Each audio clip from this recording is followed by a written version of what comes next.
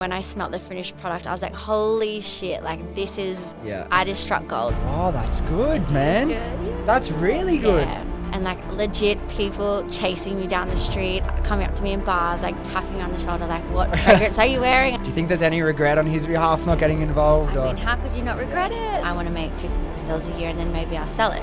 I don't actually think I could ever let it go. Like it's mine. Like I love it. Got into David Jones and started to get, a little bit more successful with wholesale. I thought I needed all of these senior management people, and that's when shit hit the fan. I hired 2 of my friends and it didn't work out and I had to let them go. The more people I brought on, sales went down, and I'm like, fuck, like I've got no money. Like if you don't let go of these people, you're not going to have a business by Christmas. It's like the next day I did it and it was done, and it was hard. And then it was like a month of sort of like, okay, let's rebuild, like let's start from scratch again. Hi, my name's Raquel Who Is Elijah, and this is Life, Money and Love. Just quickly before we get started, guys, if you've been enjoying the podcast, can I please ask that you consider leaving a 5-star review and subscribing on whatever platform you've been listening. It really helps the podcast grow. All right, this one is another one I've been really excited about. We have a brand that launched the same year as Happy Skin Co. It's a brand, if you've spent any time on Instagram or social media in the last couple of years and you're in Australia, I can pretty much guarantee you would have seen Who Is Elijah, the fragrance brand, unisex fragrance brand.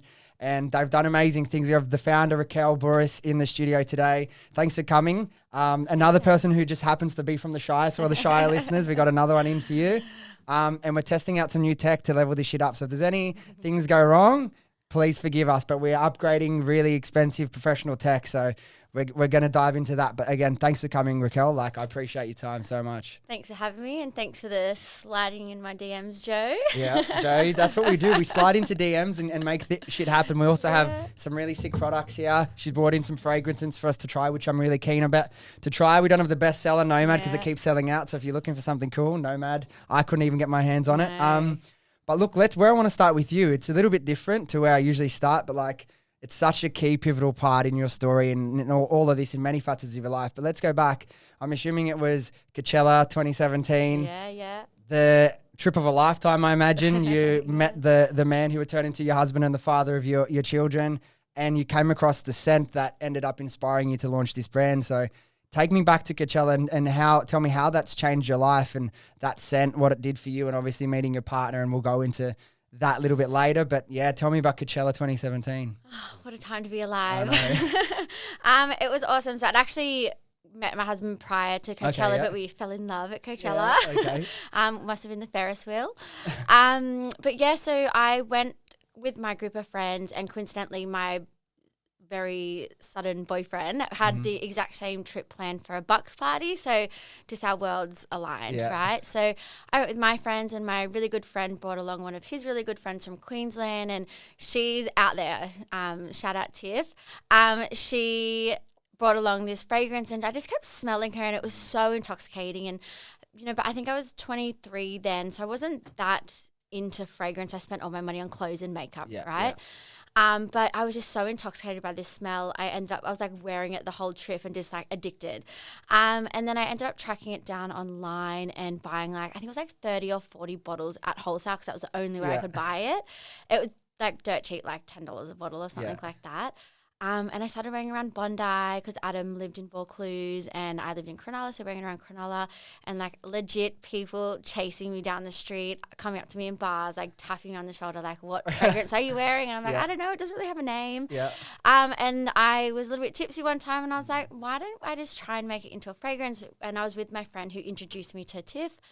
And we sort of just tipsy planned a little business, and we started like meeting up and trying to like really put it together. And we had like creative differences. And then he wanted to call it Raquel and Elijah.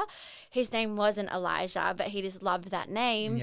And then we got to a point where I sort of created her with my first perfumer. And I just straight away, when I smelled the finished product, I was like, holy shit, like this is, I just struck gold. Like, this is awesome. I didn't think that I would be able to create something as good as what his her smells like. Oh no, I kind of want to smell it now live on the podcast. We've never done this before, but can I quickly just have a little sniff so I know what we're talking about here? It's not actually based off the one that you tried to. No. Oh, that's good, man. Good, yeah. That's really good. Yeah.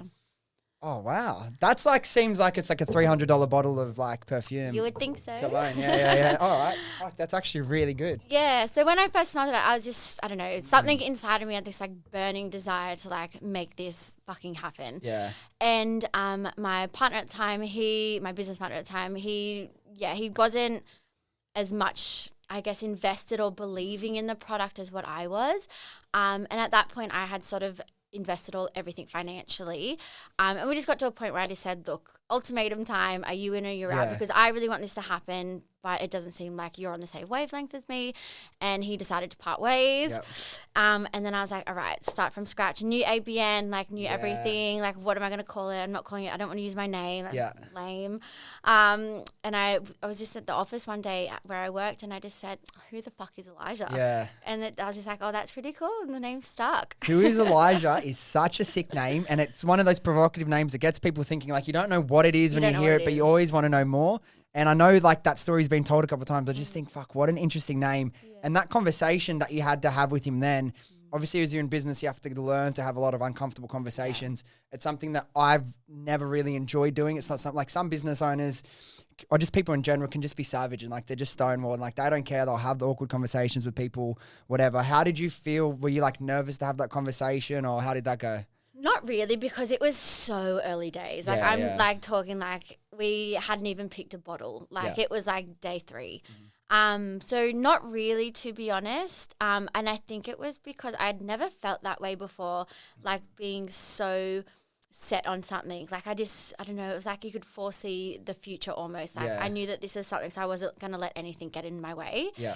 But definitely hate having those awkward conversations and I'm not good at it now. Are you still friends with that guy? Yeah. Is it awkward? Not awkward at all. Awkward's the wrong word. Like obviously it's not been easy, so it's not like, you just turned on this business and started printing cash. But obviously you've built like a really awesome brand and a successful business. Do you think there's any regret on his behalf not getting involved? I mean, how could you not regret it? I mean, like, of course, but there's no like animosity or like no hard feelings. He's so proud of me. And, you know, like maybe it wouldn't have ended up how it is now if we were to, you know, there's very creative differences that we had. So it probably wouldn't be where it is now. So and early on in a business, you need both people to be as inspired and as passionate and as motivated as each other or it's not going to work. And then like you said there's no resentment there. Maybe resentment would have crept in if you tried to do it and it wasn't equal and it wasn't working and these like creative differences at the start of the business, particularly when like, because I was similar age, I was like early to mid 20s and started business and like you're collaborating with people and I don't think you fully understand like proper communication skills and how to like communicate through differences and like it could have got so messy. Where I want to start taking this conversation next is I'm really fascinated by the process of creating a custom product. A lot of our listeners will be business or e-com people, and a lot of them's like private label kind of stuff where they start. But what's really interesting is that whole journey of creating your own product. I want to get there next. But the first place I want to start before we go there is back in corporate before you left your job. You were an EA to like the C-suite of like a massive like hotel group. Yeah. Tell me about what that job was like and what were kind of the main things you learned from being surrounded by like that level of operators? Well, I worked for mostly men. Yeah. So, which I think it was hard, but it really set me up to how I think I've created my business and just how you have to be tough in business. Like, and I probably wouldn't have been tough if I hadn't had that experience working with, you know, 40, 50 plus old school mentality men. They were really lovely, but it was also like, do your fucking job and don't ask me a question. So you really learn to sink or swim. Yeah. But I also had another side of it where there was a lot of female executives who I didn't assist for, but it was a very balanced. So I learned how to really work with women, work with men, and like see how there's so many different personalities in, you know, in an office. So learning, I'm not a very good people manager, and that's my husband's department, because I have that mentality of just do your job. Yeah. Which isn't, you can't always have that. Exactly. That's something I had to learn because in the workplace and in life, I'm very much like there's different communication like styles and what different people have different needs and motivations. I'm very much, okay, give me what you want to do and then sweet. Like I don't need you to explain it to me and show me examples for 20 minutes. Just tell me what you want and then I'll go do it, right? But when I was, because when we grew growing our team, I was like 24 when we started the business, and then we had like 10 employees by like the end of the first year. So it's like, wow, so green. Like, and I didn't have, like, I worked in corporate, in like sales. I didn't have like any management experience apart from like at a gym where that's just like you're hanging out with like early 20 people anyway.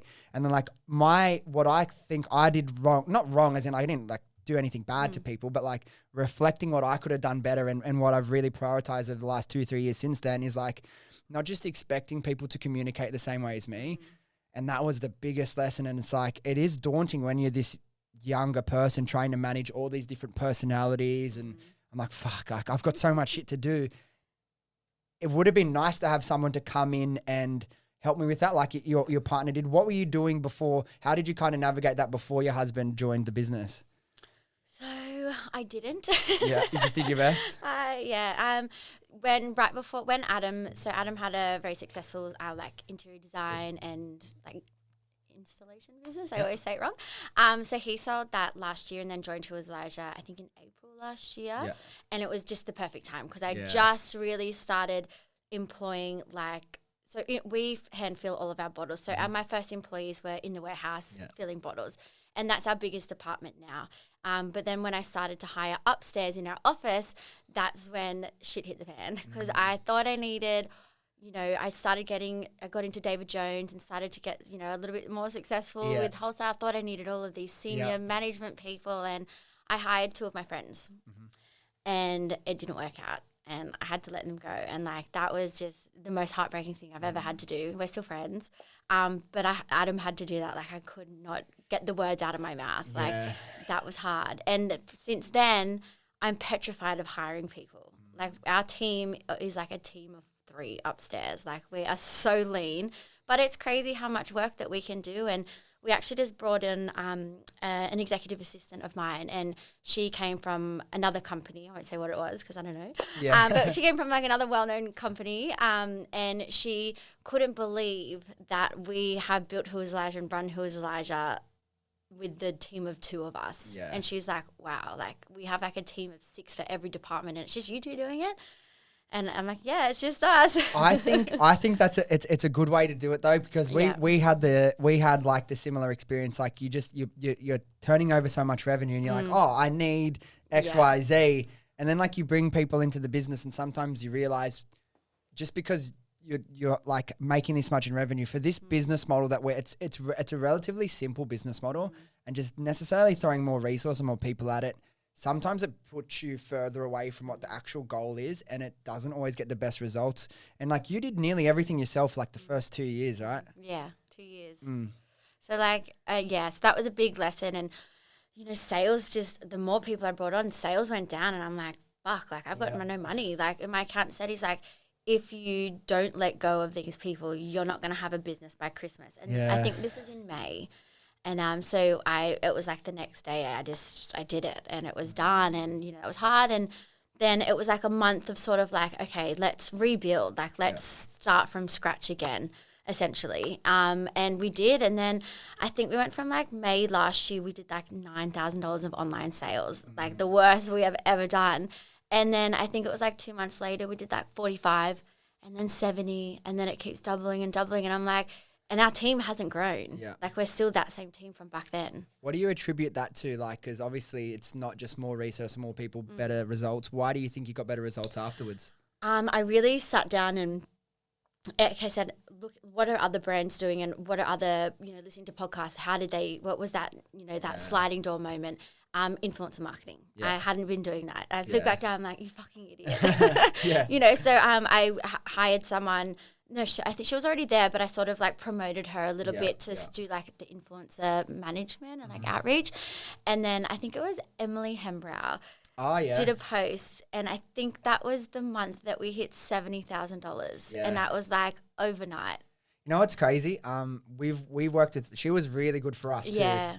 She and I don't know if this is bad to say or whatever, but she, obviously her following is much smaller, but she generated way more sales than Tammy. Yeah. And she cost obviously a lot less. So it's like some people, I don't know if it's the way they produce their content or just their following, but like, did you find that there were some people that you couldn't really predict until you work with them that like, overperformed way more than you would expected, and there were some influencers that you're like, oh, it's a big investment, I'm going to throw $2,000, $3,000, $4,000, $5,000 at them, and it didn't really work for you? Yeah, so you're going to find this pretty crazy, but we paid our first influencer in like July this year. Yeah, wow. Emily posted as we gifted her, and she loved it so much she posted. That's sick. She definitely didn't post our product for free.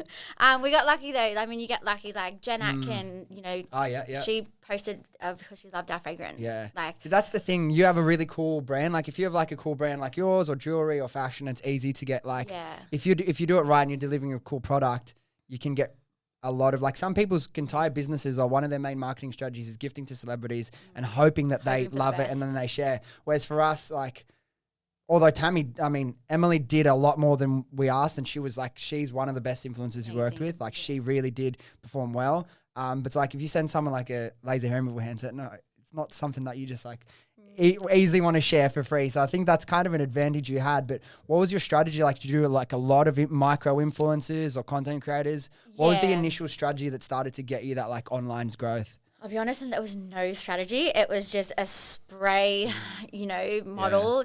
I would say, but people that we thought were, well aligned with our brand. Yeah. You don't wear like we're very big on being cruelty free and good to the environment. We're not going to partner with someone that hunts animals or something like that. So we were careful in that sense, but it was very much so a spray communication and hoped for the best of who would write back. And for a long time, it was like 9 out of 10 people would get back to us, and it was like, wow, like this is amazing. Really good, yeah. Like for like because it's a numbers game a lot of the time. Yeah. Like it's like sometimes it's the opposite. Sometimes it's you got to message 10 and like 2 will reply. Yeah, and I think what helped, like a lot of the messaging, it came actually from me, and I was like, this is my brand, like.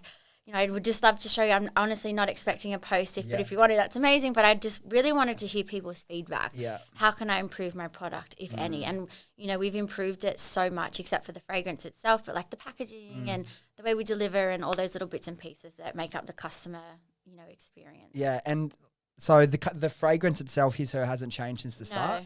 No. I'm keen to smell the other ones because it's like it is like is it like a similar, because I've read some articles about you. It's like, are you kind of playing in that niche where it's like it's an accessible in terms of a price point, but it's that luxurious feel and smell? Yeah. So like honestly, if you look at the back of like a Tom Ford perfume, they're the same ingredients. Yeah. But he's Tom Ford and I'm just Raquel. Yeah. So I can't charge $500 a bottle, but they are luxury fragrances, but I'm not going too crazy with the price point that we sell them at. Like, I couldn't afford perfumes when I was, 23, 24. Yeah. And, I still have that budget in my mind. And like, we don't need to charge $400 a bottle. Yeah, exactly. Yeah. All right. So you paid your first influencer in July this year, which is crazy. Yeah. At what point did you go full time? Like, cause you still were working, like it was like you did this on the side along with your corporate job for how long was it? So about 2 years, about nearly 2 years. So I gave myself like a little goal. COVID hit in March, whenever it was. Yeah. And I gave myself a goal. I said, right, I'm sick of working here. Like I've got this good business. I know I can really make it. If I can get into David Jones, then I can quit my job. Yeah. And I was just laying in bed one night on LinkedIn, scrolling, and I found the fragrance buyer for David Jones. Yeah. Kate. Thank you, Kate. Shout out, Kate. Shout out, Kate. And I just DM'd her on LinkedIn, sent like a little brand deck.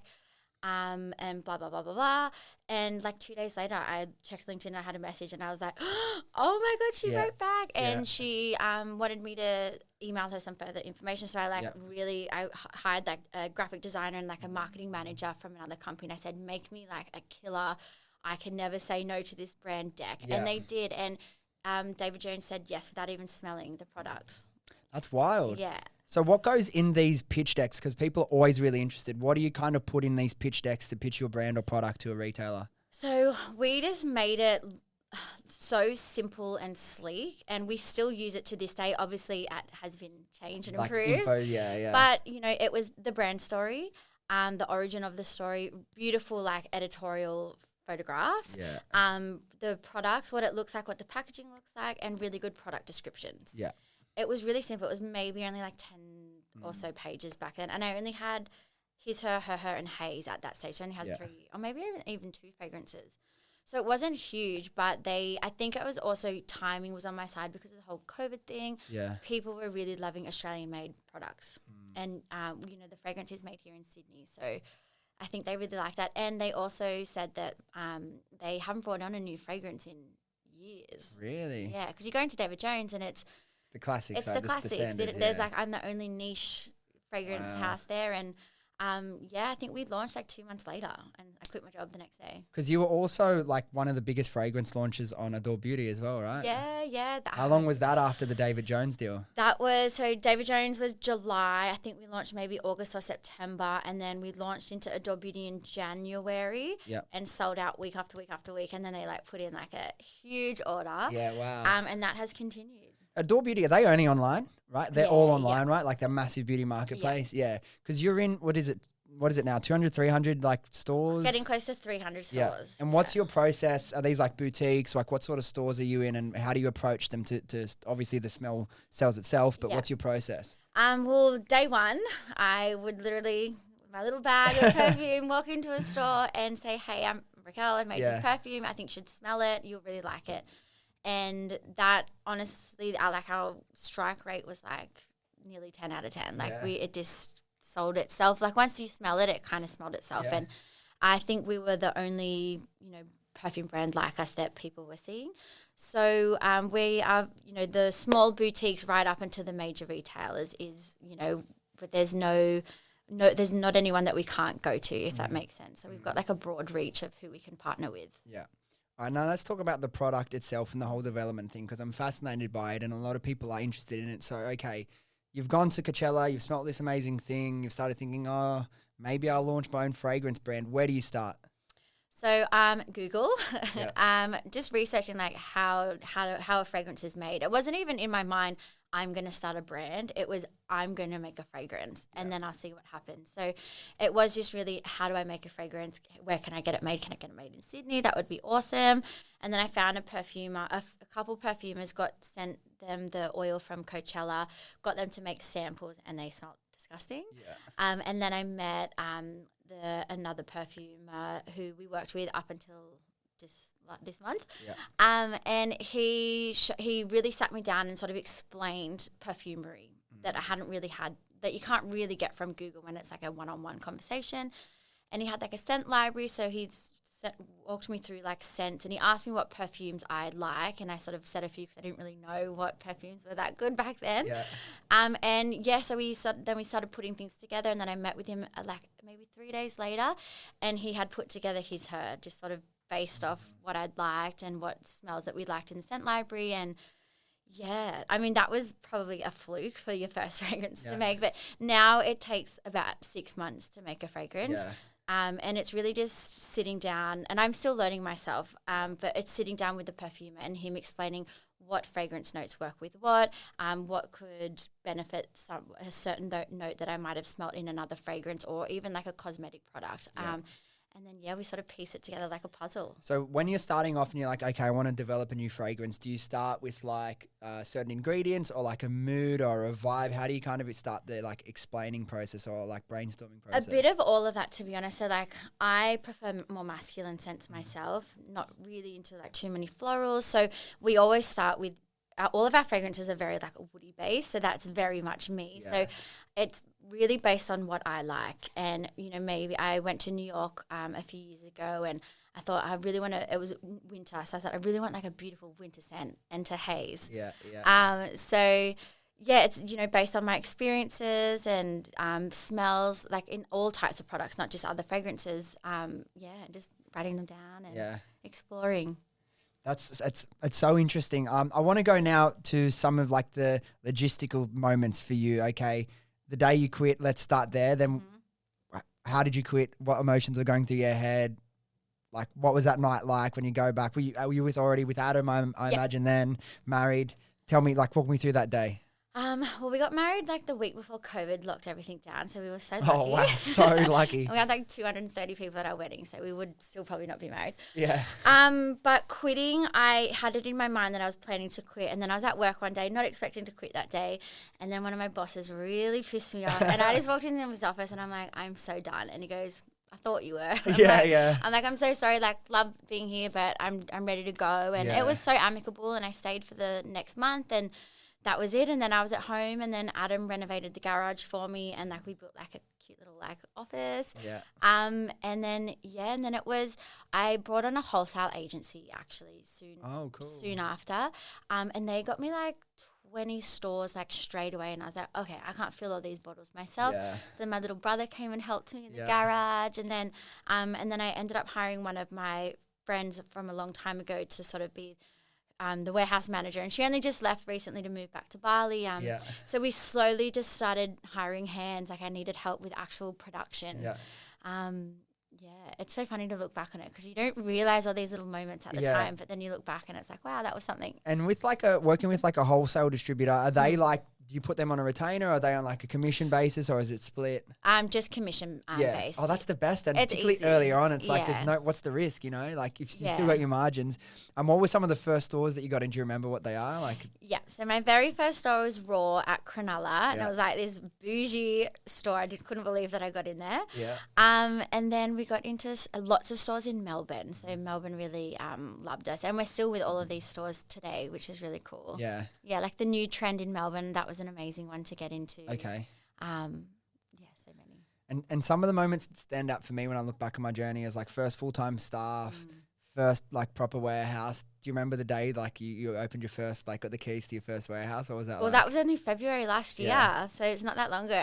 It was amazing. Like it's you kind of feel over your head because you're like, wow, this is this is a big step. And I had to pay like 5 months rent up front because I'd never had a commercial property before, and they're like, we don't know if we should really trust you. So I paid 5 months rent up front, so that was a lot of money. So from my garage before moving to the warehouse, we went to like a storage unit. And we just sort of kept knocking down the walls in between until we got so big, and I'm like kind of paying what I would for a warehouse. Let's just go get one. But like that's so fun, and that was last year. But you know how you said there's risks with growing too quickly and hiring too quickly. You're taking on like a lot more pressure when you get your first warehouse, right? How did you navigate that responsibility that you now have? Sleepless nights. It's not easy. People think business is just like you print money, but it's definitely it's the not opposite. Like it burns your money. Yeah, exactly. If you're lucky, you'll make some. Yeah, if you're lucky, you make some. Like, look, we really only have started to make good profit now, but we are investing everything back into the business because we're needing to produce thousands and thousands of bottles weekly now. Like, there's only so many people we can have in our warehouse. So we're now starting to buy machines. So they cost money, like labeling machines, because we hand label every bottle. And so we just bought our first labeling machine like a month ago. And, I think that was like, $11,000, and we need to buy more of them. And so you were hand labeling like thousands of orders. Yes. That's mental. Until like a month ago. So how was it working for you? Like, and this is kind of what you guys is unique, like hand poured in Sydney, like not many brands can say that. So what's the process? Like you get in like big, like drums of like the fragrance, and walk me through it because it's really interesting. It is really interesting. So we get them in for each fragrance in 20-litre drums. It kind of looks like a what you get like chlorine sort of drum, but they look a little bit cuter. And then we have like, I guess you could call them like a sauce bottle, like a refillable sauce bottle, but they're again cuter. But we use them, and the girls just literally hand fill all of the bottles, and then we clean the bottles, and then we pop on like the spray and the collar, lid, and then now not hand labeling, but until a month ago hand labeling. That's so crazy. And how many bottles do you think you've sold like to date? You might know, like close to 100,000. And how many of them are hand labeled? 95,000. That's crazy. 95,000 hand labeled bottles that you've done. That's impressive. Let's change the pace, talk about some of the challenges. Because I know there was a challenge with some of the bottles at one stage, like through COVID lockdowns, ports, and trust me, I went through all my own stuff with that and like the increase of freight. What were some of the biggest challenges you had to deal with in COVID, like logistically for the business? Just honestly, the logistics of getting our materials here. So our bottles are from Spain. Our boxes are from China. Our fragrances here in Sydney, so that we didn't really struggle with that. I had a little bit of issues with ingredients for a month or so, but getting things, bottles from Spain is fucking hard, and it takes so long. I think it took 5 months for one of our sea freights to get here, and we're air freighting in between. Like we just had to do a little air freight last week, and it cost like $11,000. Yeah. And it even sucks even more for you guys because like you're not even transporting the product. It's like no, just one part of it. Yeah, exactly. So I think that has even till today is like one of our biggest things because we are growing so fast. We have to pay for all of our stuff up front, and that's 3 to 4 months before you even get it. So the financial outlay is crazy. Yeah. And have there been any days along the journey where like, because I know I've had them, I know a lot of entrepreneurs have had them and you never really mean it, but like you just sit there and you're like, it's midnight and you've fucking had the worst day ever and you just think, why am I fucking putting myself through this? Honestly, no. I haven't had that. No. The lowest I felt was when I had to let go of my 2 friends, and it wasn't, oh, fuck, why did I do this? But it was, fuck, I really want to start over again. Yeah.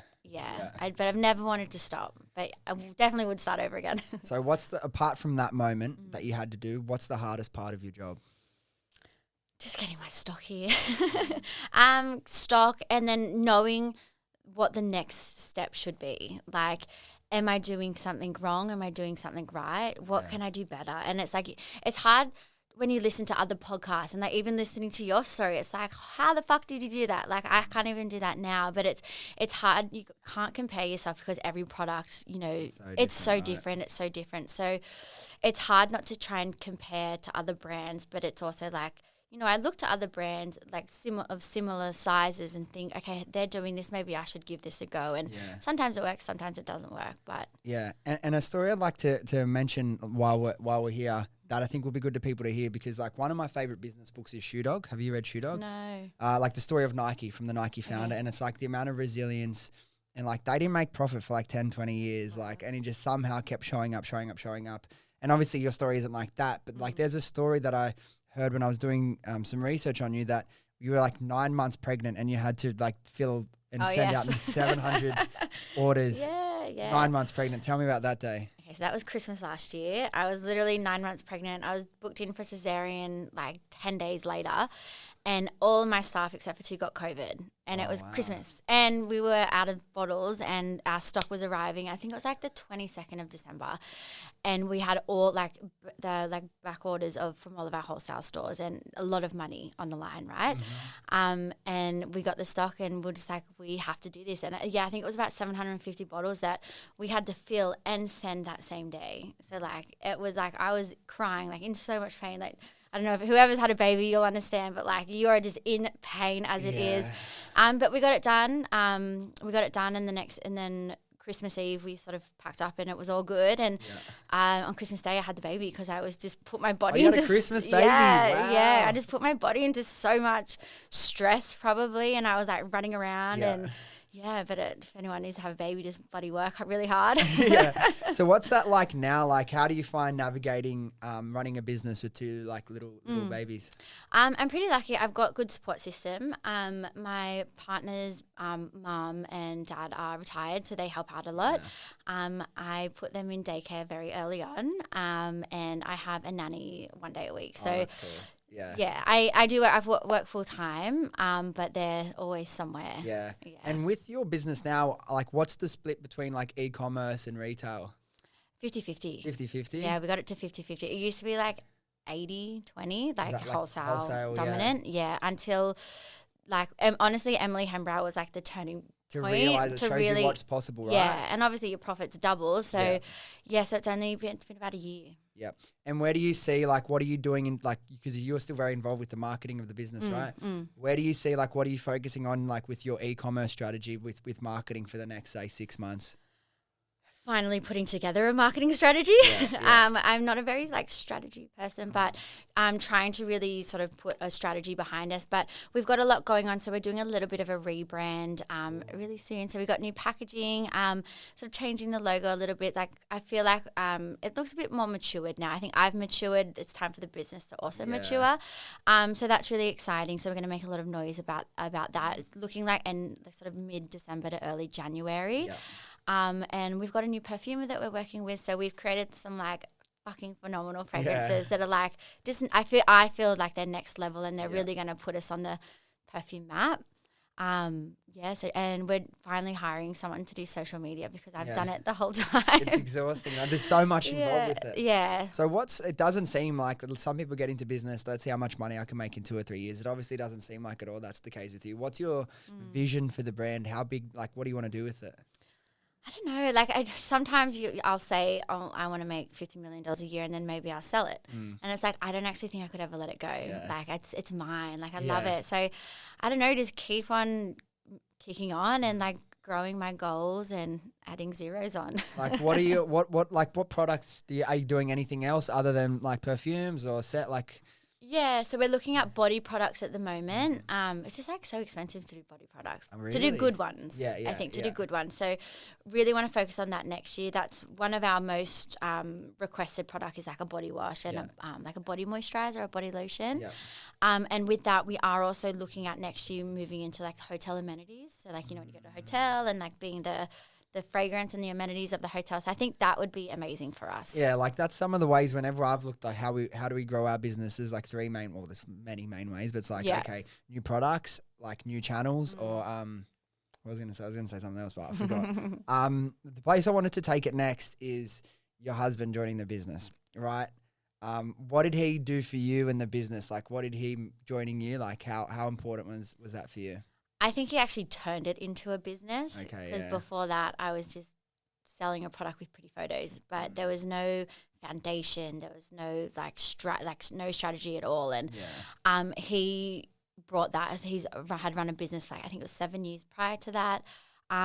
So he actually built a business. Yeah. So that helps so much. He implemented just like systems and processes, and we built Salesforce. I don't know if you've heard of Salesforce. Yeah. Like that has like really turned it on for us, and because we have so many moving parts of inventory, like we were running out of one thing. It's like if you don't have that one thing, you don't have any of it. So we've pretty much fixed that now, and like I said, with the people management, like really fostering, you know, all the whole team are all females, so it's like, you know, managing that, and he's so good at it, and and like he's very good at like forward thinking and looking at the growth and how do we actually get to that, because it's all good and well for me to say I want to go sell to this new retailer over in the UK. It's like, well, hang on, that's like a whole other ball game. Exactly. So let's plan it first and then you can execute. That was my third thing. You just reminded me. So like new markets, and that's something I wanted to ask you about. I know you focus on Australia. Have you started expanding to international markets yet? Yeah, so we're in New Zealand. New Zealand's a small market, but we're there.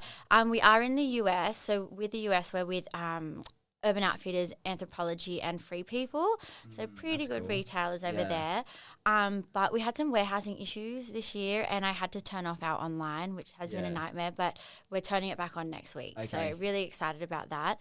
America is a hard market. It is so hard. So we bring on a PR agency early next year, so I think that'll be like what are the challenges in the US that you think compared to Australia? Money. You need to be so much louder, and you need so much more money. Yep. Yeah. That's what I realized. People don't care about Australian made anymore over there. I think it's all done. So, you know, that was one of our main selling points here is like, we're made in Australia. Australians care, but Americans, they don't really give a fuck. Exactly. We just need to be so loud over there. And, you know, they're not as trusting, I think, as maybe Australians are. I don't know, with the new product. And because they're so big on like things like places, like 50% of all online orders are through Amazon. Like it's more about like the convenience for them rather than like the brand story and being involved with that. So it's hard to crack. And like we've had periods, like you could say, like if our Australian and US orders were like on par, and like there's been periods like Australia's ahead, US is ahead. And like if you were to like grab 1,000 people from Sydney and say, how many people knows Happy Skin Co., and then do the same thing in like LA, because the market's so much bigger there, there's potential to sell a lot, but like the cut through is so much less just because there's so many more people, there's so many other businesses. And something in Australia compared to the US, a lot of our businesses, a lot more are self-funded. So like people have like limited budgets, whereas in the US there's so much free money given out, and people launch a business with like $500K to like advertise it, and they haven't even started to make $1 of profit yet. It's all just like based on like this VC money that's come into it. So it is so much hard to compete. But what do you think about like on the scent level? Are they into different, like is it like scents are universal you find, or is it in different tastes? Scents are universal. I mean, we get compared to a lot of like luxury high-end brands that come from America, and you know, Europe. So I don't think that's a problem. It's just the cut through and like speaking to people, and like our launch plan for next year in the US, like I don't even want to say how much it costs, but it's like, it's crazy. And it's like, he's like, this is what you have to do. Like, and you're in a space that's like, it's full of like the brands that have been around for like the heritage brands essentially that have been around for decades, and like it's hard to cut through. What's some of the things that are involved in that like go-to-market plan in the US? So it's like LA, New York, Miami, getting like a penthouse or like a really big hotel room, decking it out, making it look like a showroom, inviting, the who's who of media, the who's who of influencers. You have to pay some of those influencers, to pay to set up the room. Like it's like tens of thousands of dollars and you're doing it 3 or 4 times, and it just all adds up. Where do you like, obviously that's an exciting prospect, taking on the US. It's a massive market. It's the market to be in if you want to build a massive business. But having your husband involved, obviously he understands like the risks associated with putting all this cash out with no guarantees. Where do you where's your risk appetite, and how are you approaching the US? Like, was it like a big decision where you're like, fuck, this is a big risk, or you're like, we just have to do it? How did you approach that? Well, everyone knows that America's you need to be there, right? You need to be there. So we always knew that we had to do it, and it was just always, okay, how and how much? But I went over to America in June and I met with the PR agency. I went there, and he represents like Jen Atkins' brand, The Way, Glow Recipe, Boys Lie, like really good brands. And like, he doesn't need me. Like he doesn't. He discounted his retainer by like 30 or 40% just so I could have a chance to work with him, and it's because he loved the product.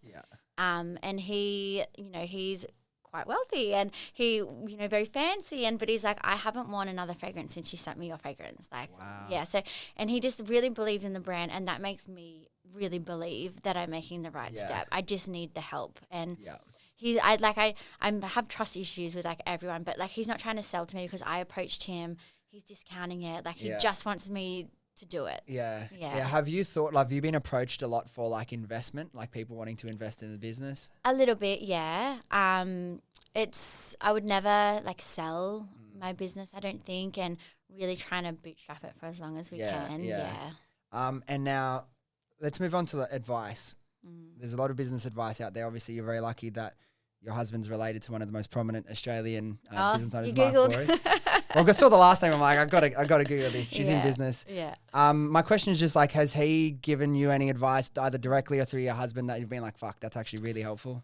No, honestly, no. I haven't actually met Mark before. But I listened to his podcast. It's one of my favorite. So I listened to his podcast, and honestly, I would say I've built my business off listening to podcasts, to be honest. And I don't know, like, I mean, you try not to like take on too much advice when people are saying it direct to you, because like you don't know, and it's like I like being more holistic with the advice that I take on board, and I think if it's not directed at you, it's almost kind of easier for you to pick it apart and take the parts that you think are good for your business. That's the way I love to be as well. Listen to a lot of podcasts. Some like you love majority of what they say, and other things that you're like, I'm going to ignore that. But like some people fall into the trap of like, if they respect or look up to a certain entrepreneur and they say something, they take it as gospel, and it's like it's a dangerous path. Like you don't know what for one, what are their intentions for saying that, but like what is the context? Do you really understand what they meant? People dive all the way into that. Did you have any advice or like mentors along the way to help you, figure out this stuff, or was it literally you and your phone and podcasts and Google? Yeah, honestly, it was just like, obviously my husband's giving me good advice, but he's also never, run an e-commerce business before. So we're learning as we go, but his advice for the structure, he's done it before. So that's been really helpful. But yeah, honestly, it's like podcasts, reaching out to other brands. And I find like when I have sent to sort of, the celebrities and like those high influencers, and honestly just asking for their feedback has been so helpful, because if your product is perfect, then you've got a good product and the other stuff will follow. Obviously you have to work really hard to get there, but I think getting the product perfect in my mind was the most important thing. Well, that's the thing. Like obviously like, I just smelt your product for the first time today, and I think it's fucking sick. And I was like, that PR guy in the sense of like, I'm one of those, there's either two types of people. You either have like 10, 20 different scents, and depending on the mood or where you're going, you wear something else. I just wear the same thing every day because that's like my scent. I'm like, oh, like, yeah, sweet. But then I smelled them like, it's honestly that good. Like, what's your fragrance that you wear? Chanel de Bleu. Yeah. Not anymore. Yeah, exactly. Well, these are sick. So like investing in the product, that's the thing. Like, if you start with there, but not a lot of people have the patience to start with like truly perfecting their art, perfecting their product, and like doubling down on that. So that's interesting. One other question is like your mindset when you started versus where you are today. How do you think that's evolved? I think when I started, I thought in my mind, it was like, okay, if I can just make $1,000 a week, like that would be amazing. Yeah. And then it snowballs, and now it's like, okay, if I can just make $1 million a year, that would be amazing. And it's like, okay, fuck, that wasn't that hard. Let's move. So I think my mindset at the start wasn't, wow, I'm going to build a multi-million-dollar company. I just thought I would just love to do this and not have to work at my job anymore. But, it changes all the time, and my goals get bigger and my dreams get bigger, and I'm a big manifestor, and I love listening to your podcast on my way here. And, limitless. Yeah. And that's the thing. Like, it's so easy for us to see here now that some good things have happened to us to really, truly believe that it is limitless and you can achieve whatever you want to achieve. But honestly, you really can. And, like, once you start, like, seeing a bit of those results and like, holy shit, this whole manifesting thing, like, to some people sounds so silly, but once you've like lived it, you're like, this is, I don't know how it works. I don't know why it works, but it's so real. Do you like find like visualization and like thinking about your goals is a part of something you do like frequently or? Yeah, I reckon almost daily, to be honest. And it's like it just happens. It's not like I'm gonna go manifest right now. But no, yeah. I know I'm gonna go manifest right now, but it just happens, and I love it because it makes me excited, and especially when you've had a shit day, it's just like, oh, like, okay, let's fix this. How can we fix this? And what's the next goal? Maybe the goal has changed, and like let's fucking make it happen. That's exactly the way I think about it as well. It's like, whenever you feel stuck in life, for me, like mental health is so different for everyone, and it is like sometimes it's harder to manage mental health than others. But for me, it's always like my biggest hack is if I'm feeling not the best or stuck or whatever. Like sometimes you just feel busy for the sake of feeling busy, but then like I just think, oh, wait a minute, what am I doing? What do I actually want? Like, what's my goal now? Like, what I cared about 1 or 2 years ago and I've been working towards, is that really what I still care about? Is that really what I still want my life to be like? And if it's not, say that's okay, what is it now? And then like, okay, if that's whatever moment or whatever goal, like X revenue with this type of product or this type of brand, visualizing that, living in that, soaking up that. And then like, it's that whole, Joe Dispenza, the actual like science behind like visualization and manifestation that I don't quite fully understand. I know a lot of smart people explain it, and I'll leave that to them to explain. So there's that power, which is there, whether you believe it or not, take it or leave it. But it's like the thing that also gets me for the people that don't believe in that shit and like that's all bullshit, sure, whatever. But if you're like visualizing your goals every day and the life you want to have, like how is that not going to make you more inspired to work as hard as you can and approach things with like a lens of joy rather than like fear? So I think that's so important and such a good tool to have. We'll start to wrap up. A couple last questions, but one thing I really want to ask is like, if you could have one piece of advice to yourself back then, 2018, right before you launched, what do you think that would be? Do you know what? It might sound crazy, but do not hire and work on it for as long as you can by yourself. Yeah. Because I nearly lost my business because I hired too many people. Yeah. So I think it just has to be that. Yeah. Obviously, there's lots of little things like, research into your suppliers and, find better suppliers. But I think that's part of the process. That's part of the process, and I think that's okay. But yeah, I think that was that's been the hardest part. Yeah. And have you noticed, obviously, like you've built like a really cool brand that people really seem to like just love, but then you're also starting to build your own platform as like an entrepreneur, right? And like, not that you've necessarily been trying to, it just happens when you have a bit of success and you take people along your journey. Have you noticed people starting to come for you to you for advice yet? And what's generally like, what's your main go-to things you tell people that are just starting out? Yeah, a little bit they have. A lot of the time I get asked to like help them find suppliers a lot. So happy to give any answers away. And I get asked a lot like, what do I get asked? Like, who should I hire? Because I always talk about it, like no one. No one.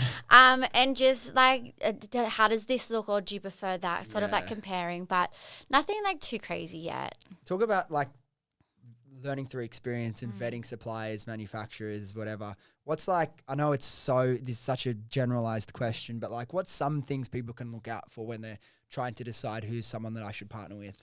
I think it comes down to like always get samples and don't even get excited until you get samples, because you never know what you're going to get. Yeah. And then like being able to work with like, particularly if it's like a consumable product, skincare, hair care, fragrances, being able to like produce that in Australia, I think is like, I wouldn't do it any other way. Like, I think that's a massive advantage. But cool. Who is Elijah? Massive, like, such a cool brand, and now I see why from smelling it. Where's the best place for people to find you, your brand, and all your products if they're interested? Yeah, so we live online at whoiselijah.com.au, and on Instagram we're at whoiselijah perfume. And I forget what my Instagram handle is, but it's Raquel Boris. It's spelled a little bit different though.